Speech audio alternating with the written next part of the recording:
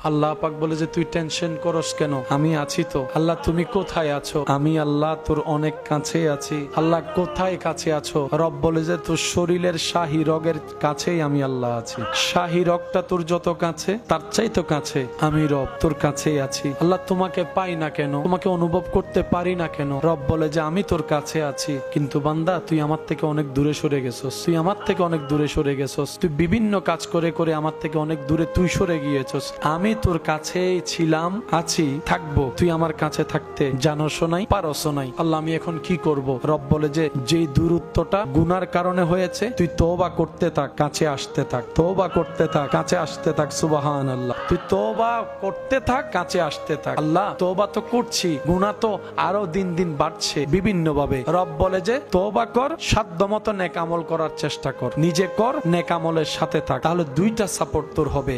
একটা হচ্ছে করা জিনিসের জন্য তওবা করলি, ভবিষ্যতের জন্য তুই নেক আমল করার চেষ্টা কর। বান্দা তোর চেষ্টাটা যদি আমার পছন্দ হয়, আমি আল্লাহ যেদিন ইচ্ছা হবে সেদিন নিজে